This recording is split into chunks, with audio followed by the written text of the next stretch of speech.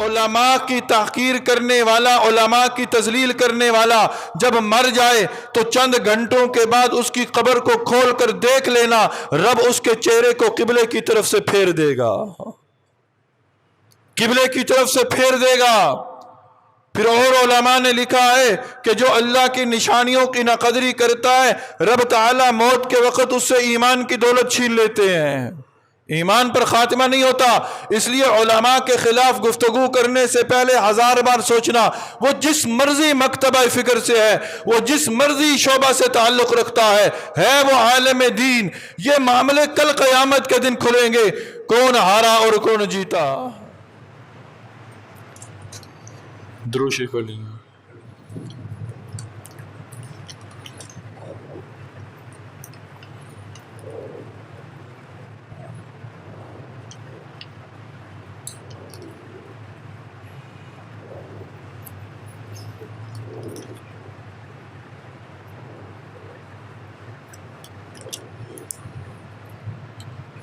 اعوذ باللہ من الشیطان الرجیم، بسم اللہ الرحمن الرحیم۔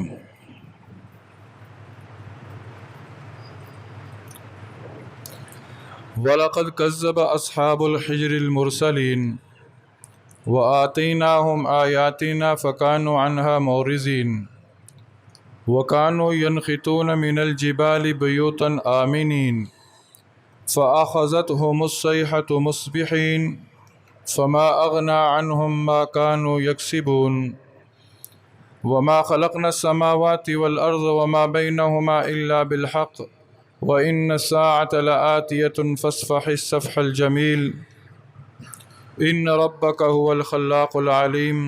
صدق اللہ مولانا العظیم۔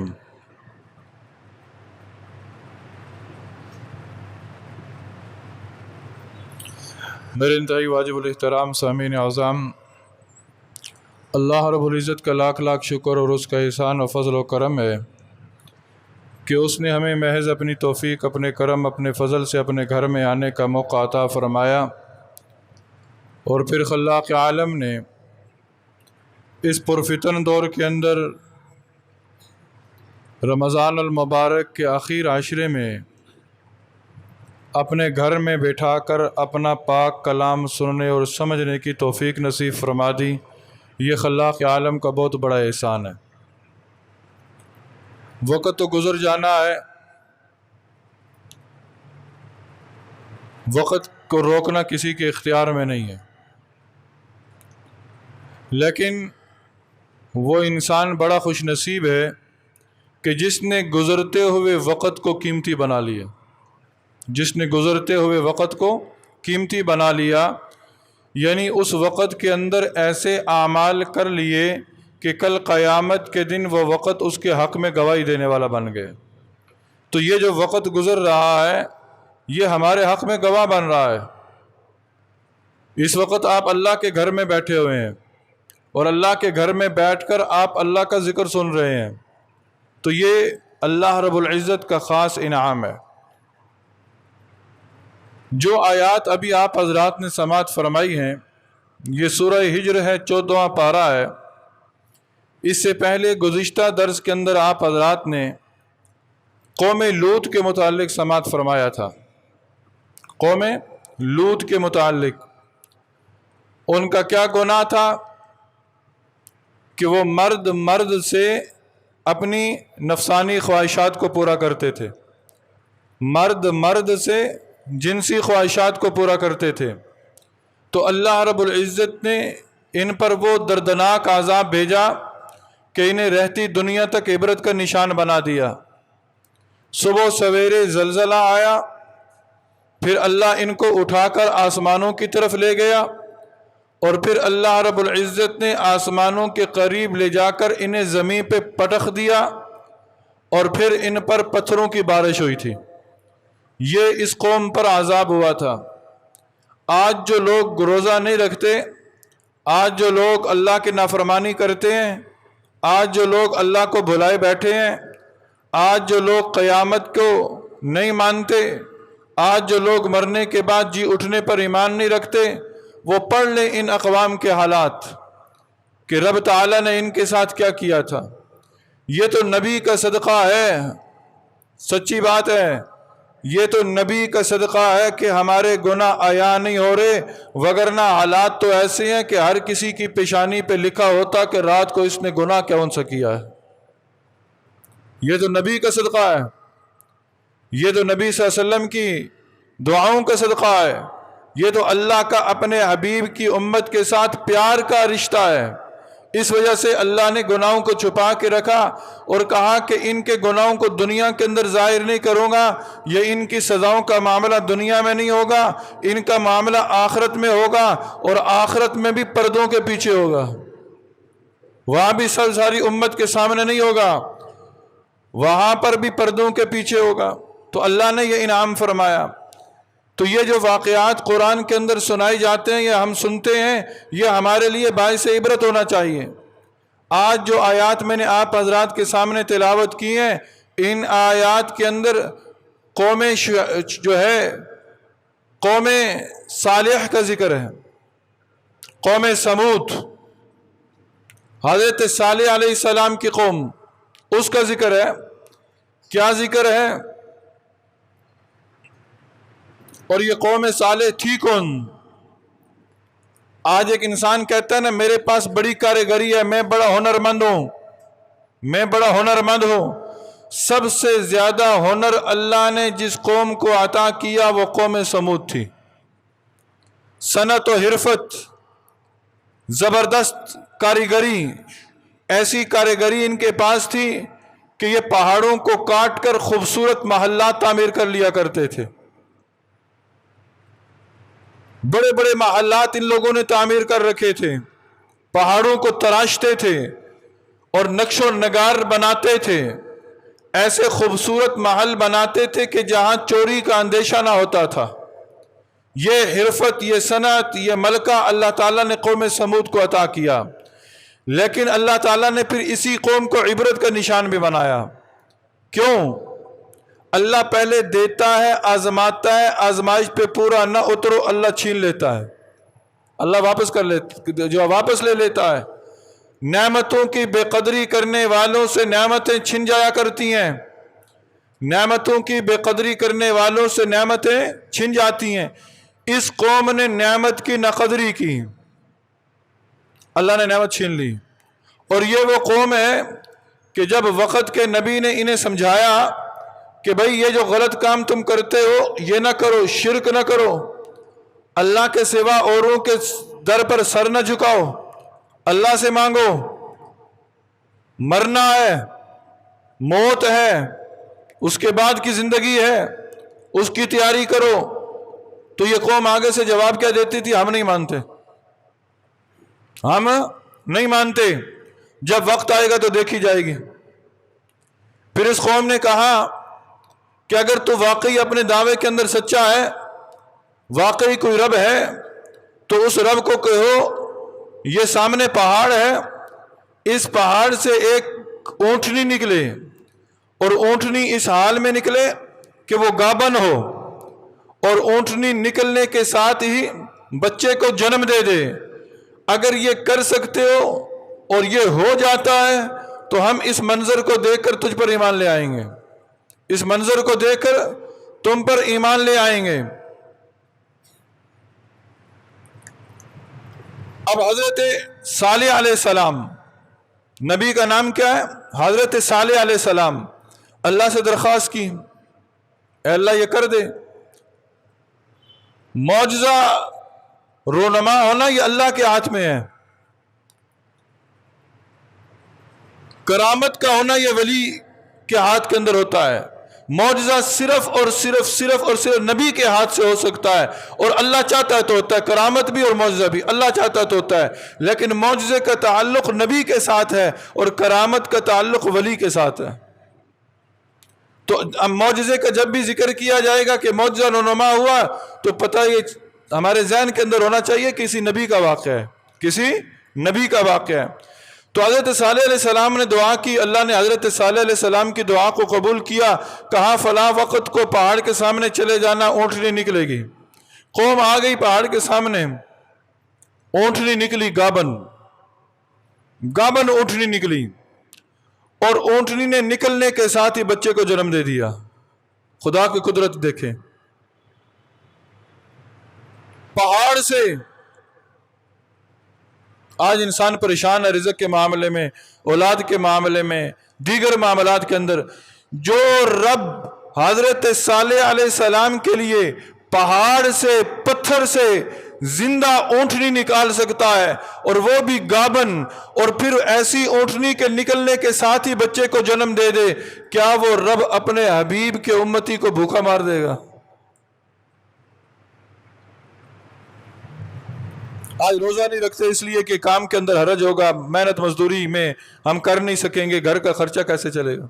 اور اللہ کے بندو، یہ رزق جو ہے نا ہمارے اختیار میں نہیں ہے، رزق دینے والا اللہ ہے، اس نے تقسیم کر رکھی ہے، بس اسباب اختیار کرو، رزق اللہ نے دینا ہے۔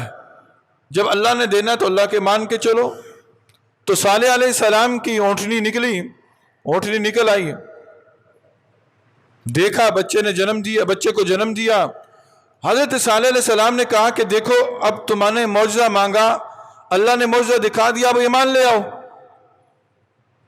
لیکن جس نے بات نہیں ماننی ہوتی اس نے نہیں ماننی ہوتی، جس نے بات نہیں ماننی نا، ذہن کے اندر ایک بات بیٹھ گئی کہ میں نے نہیں ماننی تو اس نے نہیں ماننی، ہزار ہاتھ دلیلیں دے دو۔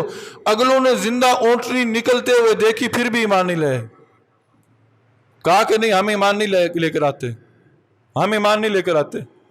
حضرت صالح علیہ السلام نے کہا یاد رکھنا یہ اللہ کی نشانیوں میں سے نشانی ہے، اس کی قدر کرنا، اس کی حفاظت کرنا، اس کو تکلیف نہ پہنچانا۔ جس چراگاہ کے اندر چرے باریاں مقرر کر دیں، وہ اتنی اونٹنی تھی کہ ایک ہی دن سارے گھاٹ کا پانی پی جاتی تھی۔ باریاں مقرر کر دی، ایک دن یہ اونٹنی پانی پیے گی، دوسرے دن دوسرے جانور پانی پیئیں گے، ایک دن یہ چراگاہ کے اندر چرے گی، دوسرے دن دوسرے چراگاہ کے اندر چریں گے، اور کہا کہ اس کی حفاظت کرنا، اس کا خیال رکھنا، اس کو تکلیف نہ پہنچانا، اس کو تکلیف نہ پہنچانا۔ لیکن بد کردار قوم نے، وعدہ خلاف قوم نے، مشرک قوم نے نبی کی بات کا پاس نہ رکھا اور اس اونٹنی کو قتل کر دیا۔ یہ ایک لمبا واقعہ آپ سورہ ہود کے اندر سماعت فرما چکے ہیں، 12ویں پارے کے اندر تفصیلاً اس واقعے کا ذکر ہے۔ اونٹنی کو قتل کر دیا۔ جب اونٹنی قتل ہوئی، حضرت صالح علیہ السلام کو پتہ چلا تو کہا کہ اب تم تیار ہو جاؤ اللہ کے عذاب کے لیے۔ پھر اللہ کا عذاب آیا، پھر اللہ کا عذاب آیا۔ اللہ کی نشانیوں کی ناقدری کرو گے اللہ کا عذاب آئے گا، یاد رکھ لینا۔ میں یہ بات بڑے پتے کی کرنے لگا ہوں۔ اللہ کی نشانیوں کی ناقدری کرو گے اللہ عذاب کے اندر گرفتار کر لے گا۔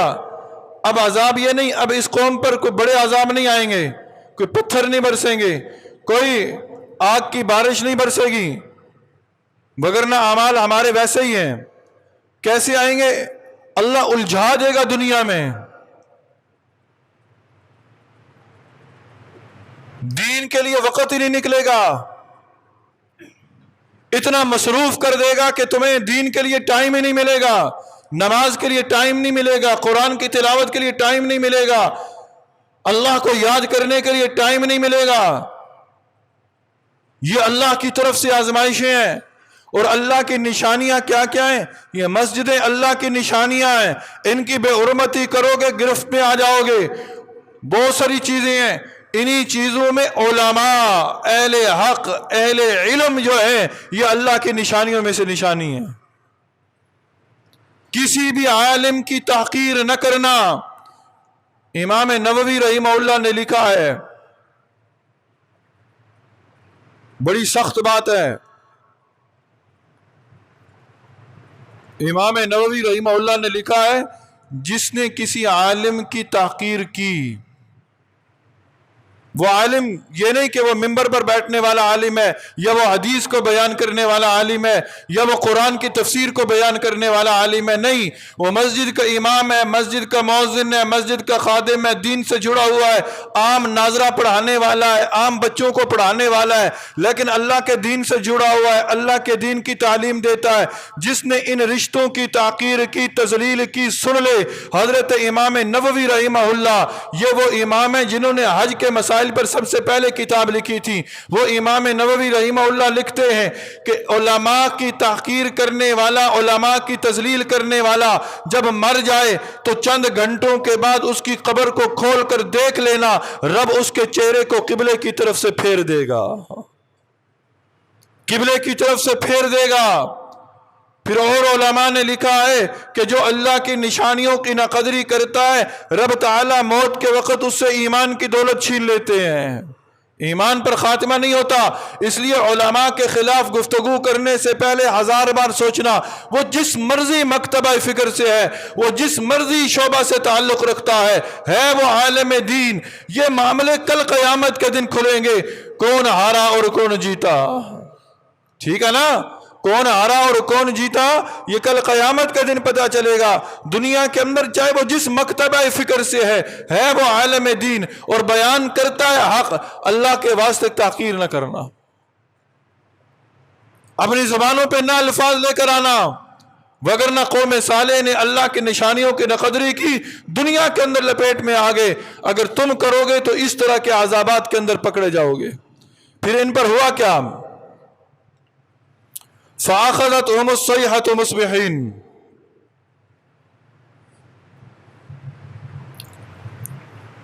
فرشتے کی چنگھاڑ نے، فرشتہ کی چنگھاڑ، صبح سویرے خوفناک آواز آئی، خوفناک آواز آئی، اتنی خوفناک آواز کہ اس آواز کو سن کر ان لوگوں کے کلیجے پھٹ گئے۔ پھر زمین پہ زلزلہ برپا ہوا کہ اللہ رب العزت نے پھر اس قوم کو غرق کر دیا۔ یہ ہے قوم صالح کا انجام، اور یہ ان کا انجام کیوں کر ہوا؟ انہوں نے اللہ کی نشانیوں کی ناقدری کی۔ یہ روزہ بھی اللہ کی نشانی ہے، ٹھیک ہے نا؟ یہ روزہ بھی اللہ کی نشانی ہے۔ جو اس کی ناقدری کرتا ہے نا، آپ دیکھ لیں، یقین کریں، آپ اپنی آنکھوں سے مشاہدہ کر لیں، جو روزے نہیں رکھ رہے غیر رمضان میں ان کی حالت دیکھ لینا،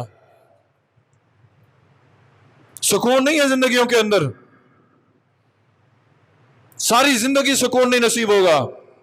جو جان بوجھ کر روزہ چھوڑ، ایک ہے بیمار، وہ اس کی بات نہیں کر رہا، مسافر اس کی بات نہیں کر رہا، جو جان بوجھ کر روزہ چھوڑ رہے ہیں اور پھر روزے کا مذاق اڑا رہے ہیں، روزے کا مذاق اڑا رہے ہیں۔ آج چلے جائیں مسافر خانہ پلیٹ جو ہے، اسپتالوں کے چکر لگا لیں، گرد میں ہوٹل کھلے ہوئے ہیں، چلے کچھ لوگ مجبور ہیں، مسافر ہیں، بیماروں کے لیے کھانا، بھائی عام بندے بھی وہاں اس کا ناجائز فائدہ اٹھا رہے ہیں، عام بندے ناجائز فائدہ اٹھا رہے ہیں۔ اللہ نے کہا رک جاؤ، آج ہم رک نہیں رہے، آج رک نہیں رہے، ایک دن اللہ پھر زبردستی روک دے گا، پھر اس وقت کھانا چاہیں گے نہیں کھا سکیں گے۔ آج روزہ رکھ کے بیٹھے نا، اللہ کی قسم کھا کر کہتا ہوں یہ اللہ کا انعام ہے، اللہ نے توفیق دیا تو روزہ رکھا ہوا ہے نا، یہ اللہ کا انعام سمجھو، اللہ کا کرم سمجھو، اللہ کا فضل سمجھو۔ جو ان کی نشانیوں کی ناقدری کرتے ہیں نا، بڑا سخت عذاب ہے ان کے لیے۔ پھر اس مہینے کے اندر بہت سارے لوگ زکوٰۃ نکالتے ہیں، زکوٰۃ کے متعلق کچھ گزارشات عرض کرنا میں ضروری سمجھتا ہوں۔ پہلی بات تو یہ سمجھ لیجئے کہ زکوٰۃ کا نصاب کیا ہے، زکوٰۃ ہے کتنی چیزوں پر؟ مال تجارت، 3 چیزوں پہ زکوٰۃ ہے، مال تجارت ہے، زیورات ہیں، سونا چاندی، زیورات کے اندر سونا چاندی، ہیرے کا زیور ہے جسے ڈائمنڈ کہتے ہیں، اس پہ زکوٰۃ نہیں ہے۔ کیوں نہیں ہے؟ یہ رب حکیم ہے، وہ رب زیادہ بہتر جانتا ہے۔ حالانکہ ہیرا گولڈ سے زیادہ مہنگا ہے، دھات ہے وہ، اس پہ زکوٰۃ نہیں ہے۔ سونے پہ زکوٰۃ ہے، چاندی پہ زکوٰۃ ہے، اور نقدی جب یہ تین چیزیں پتہ چل گئیں تو اب جس کے پاس سونا ہے، جس کے پاس چاندی ہے، جس کے پاس پیسہ ہے، کیا سب پر زکوٰۃ ہے؟ نہیں، ان میں سے بھی اس پر زکوٰۃ ہے جو صاحب نصاب بن گیا، صاحب نصاب بن گیا ہے، جس کے پاس موجودہ دور میں 80,000 روپیہ ہے، ضروریات زندگی سے زائد اس نے رکھا ہوا ہے، اس پہ زکوٰۃ نہیں ہے، اس پہ زکوٰۃ نہیں ہے۔ جس کے پاس صرف 51 تولے یا 52 تولے چاندی ہے، نصاب 52.5 تولے ہے، جس کے پاس 52 تولے چاندی ہے، صرف اس کے علاوہ کوئی اور چیز نہیں ہے اس کے پاس، اس پر بھی زکوٰۃ نہیں ہے۔ جس کے پاس 7 تولے سونا ہے، نصاب 7.5 تولے ہے، نصاب 7.5 تولے ہے، جس کے پاس 7 تولے سونا ہے، اس کے علاوہ کوئی اور چیز نہیں ہے، نہ نقدی ہے، نہ مال تجارت ہے، نہ چاندی ہے، اس پر بھی زکوٰۃ نہیں ہے، اس پر بھی زکوٰۃ نہیں ہے۔ لیکن جس کے پاس 1 تولہ سونا، 1 تولہ سونا، 7 تھوڑی سی چاندی مل گئی، تھوڑی سی بھی چاندی مل گئی، یہ تھوڑی سی نقدی مل گئی، اس کے پاس گھر میں تھوڑی سی چاندی رکھی ہوئی ہے، یہ تھوڑی سی نقدی رکھی ہوئی ہے، اور 1 تولہ سونا اس کے پاس موجود ہے، اب یہ بندہ بن گیا صاحب نصاب، اب اس پر زکوٰۃ فرض ہے، اب اس پر زکوٰۃ فرض ہے۔ یہ ہمارا نظریہ، یہ کنسپٹ غلط ہے۔ بہت سارے لوگ پوچھتے ہیں، 2 چیزیں بڑی پوچھی جاتی ہیں، باقی مسائل تو علم ہوگا یا نہیں ہوگا وہ بعد کی بات ہے، میں نے ان 2 مسئلوں کو آپ حضرات کے سامنے رکھنا ہے جو اکثر لوگ پوچھتے ہیں اور غلط فہمی میں ہیں۔ پہلی بات یہ کہ جی میرے پاس تو سنا ہے 7.5 تولے سونا نصاب، میرے پاس تو 7.5 تولے ہے ہی نہیں ہے، میرے پاس تو 52.5 تولے چاندی ہے ہی نہیں ہے، مجھ پر تو زکوٰۃ نہیں ہے، میرے پاس تو 88,000 کم و پیش نصاب ہے رقم کا، وہ 88,000 روپیہ ہے ہی نہیں ہے، میرے پاس تو زکوٰۃ نہیں ہے۔ تیرے پاس کیا ہے؟ جی میرے پاس 4 تولے سونا ہے، 5 تولے سونا رکھا ہوا ہے، میرے پاس 50 تولے چاندی بھی ہے، میرے پاس 80,000 روپیہ بھی ہے۔ بھئی اللہ کے بندے، تجھ پر زکوٰۃ فرض ہے، زکوٰۃ فرض ہے۔ اصل جو زکوٰۃ کا نصاب ہے وہ 52.5 تولے چاندی یا اس کے برابر رقم ہے، یاد رکھ لیجئے، 52.5 تولے چاندی یا اس کے برابر رقم، اصل نصاب یہ ہے۔ جس کے پاس سونا ہے وہ خالص سونا ہو، خالص سونا ہو، اور کوئی چیز اس کے پاس نہیں ہے، پھر اس کا نصاب 7.5 تولے بنتا ہے جا کر۔ اگر 1 تولہ سونا ہے، 2 تولے سونا ہے اور اس کے ساتھ رقم مل گئی، چاندی مل گئی، تو تم پر زکوٰۃ فرض ہے۔ اب یہ میں صاحب نصاب ہوں گا کیسے، بنوں گا کیسے؟ دوسرا سوال جو لوگ پوچھتے ہیں، جی یہ میرے پاس 2 لاکھ روپیہ آیا ہے، 2 لاکھ روپیہ کل آیا ہے، اس پر سال گزرنا ضروری ہے نا، اس پر زکوٰۃ تو نہیں ہے۔ یہ میں نے اپنی بیٹی کو گفٹ کیا، یہ انگوٹھی گفٹ کی، بیٹی کہتی ہے جی، بیٹا کہتا ہے جی یہ انگوٹھی تو مجھے بابا نے، ماما نے کل دی ہے، تو اس پر سال گزرے گا تو پھر زکوٰۃ دوں گی۔ یہ کنسپٹ بھی غلط ہے، یہ بڑا سمجھنے والا مسئلہ ہے۔ آج ہے 22 رمضان، 22 رمضان المبارک کو میرے پاس 88,000 روپے کے برابر رقم آ گئی، یہ 52.5 تولے چاندی یا سونا مل کر یہ 88,000 روپے کے برابر پہنچ گیا۔ یہ 88,000 روپے جو ہے نا، یہ 52.5 تولے چاندی کی رقم ہے، کم و بیشی کے ساتھ اوپر نیچے ریٹ ہوتے رہتے ہیں، میں فرضی طور پر بتا رہا ہوں۔ 88,000 روپیہ 52.5 تولے چاندی کا نصاب ہے، تو میرے پاس آج چاہے وہ سونے کی صورت میں، چاندی کی صورت میں، نقدی کی صورت میں، آج میرے پاس 88,000 روپیہ آ گیا 22 رمضان کو۔ اس سے پہلے میرے پاس کچھ نہیں تھا، آج 88,000 روپیہ میرے پاس آیا ہے، آج مجھ پر زکوٰۃ ابھی فرض نہیں ہوئی، ٹھیک ہے نا، ابھی مجھ پر زکوٰۃ فرض نہیں ہوئی۔ شوال، ذی قعدہ، اب سال گزرنا شروع ہوا، یہ 88 کبھی 90 پہ پہنچ گئے، یہ 88 کبھی لاکھ پہ پہنچ گئے، یہ 88 کبھی 2 لاکھ پہ پہنچ گئے، یہ 88 کبھی 50,000 روپے پہ آ گئے، یہ 88 کبھی 20,000 روپے پہ آ گئے، یہ 88 کبھی 10,000 روپے پہ آ گئے، یہ 88 کبھی 5,000 روپے پہ آ گئے۔ بالکل رقم ختم نہیں ہوئی، رقم رہی تھوڑی بہتی، سال گزرتا رہا۔ اگلے سال 22 رمضان المبارک کو میں حساب کروں گا کہ آج میرے پاس کتنی رقم ہے۔ اس دن اگر صبح سویرے میرے پاس یا ایک دن پہلے میرے پاس یا 2 دن پہلے میرے پاس 1 لاکھ روپیہ آتا ہے، 2 لاکھ روپے آتے ہیں، میں اس رقم کو بھی اس رقم کے ساتھ ملاؤں گا اور ٹوٹل رقم پر زکوٰۃ ادا کروں گا، ٹوٹل رقم پر زکوٰۃ ادا کروں گا۔ رقم پر، چیز پر سال کا گزرنا ضروری نہیں ہے، یاد رکھیے گا، چیز پر سال کا گزرنا ضروری نہیں ہے۔ تمہارا صاحب نصاب ہونا سارا سال ضروری ہے، رقم تمہارے پاس سارا سال ضائع نہ ہو، کم یعنی ضائع نہ ہو، بالکل ضائع نہ ہو، اوپر نیچے ہوتی رہے، اوپر نیچے بے شک ہوتی رہے۔ تم پر سال کا گزرنا ضروری ہے، چیز پر سال کا گزرنا ضروری نہیں ہے، یہ مسئلہ سمجھیں، چیز پر سال کا گزرنا ضروری نہیں ہے۔ اور تیسرا مسئلہ جو بہت سارے لوگ پوچھتے ہیں کہ جی وہ ہم نے پلاٹ خریدا ہوا ہے، بھائی کیوں خریدا ہے؟ جی وہ بیٹی بڑی ہوگی اسے دے دیں گے، بیٹا بڑا ہوگا وہ گھر بنا لے گا، یا اسے بیچ کر مشکل وقت کے لیے رکھا ہوا ہے، بیچ کر ہم یہ کریں گے۔ دیکھیں چیز خریدتے وقت نیت کریں، نیت کا انما الاعمال بالنیات، اعمال کا دار و مدار نیت پر ہے، اعمال کا دار و مدار نیت پر ہے۔ آپ نے پلاٹ خریدا بیچنے کی غرض سے، دینے کی غرض سے، تو اس پر زکوٰۃ ہے، اس پر زکوٰۃ ہے۔ اگر پلاٹ خریدا اپنے لیے کہ میں گھر بناؤں گا، اپنا گھر بناؤں گا، چاہے وہ 20 سال بھی پلاٹ پڑا رہے، اس پر زکوٰۃ نہیں ہے، اس پر زکوٰۃ نہیں ہے۔ مکان بنایا رینٹ پہ دے دیا، مکان بنایا، دکان بنائی رینٹ پہ دے دی، دکان پر زکوٰۃ نہیں ہے، مکان پر زکوٰۃ نہیں ہے، رینٹ پر زکوٰۃ ہے، کرائے پر زکوٰۃ ہے، ٹھیک ہے نا۔ بیوی کے پاس زیور ہے، شوہر کے پاس پیسہ کوئی نہیں، بیوی پر فرض ہے کہ وہ زکوٰۃ ادا کرے، شوہر پر فرض نہیں ہے، شوہر پر فرض نہیں ہے، بیوی پر فرض ہے۔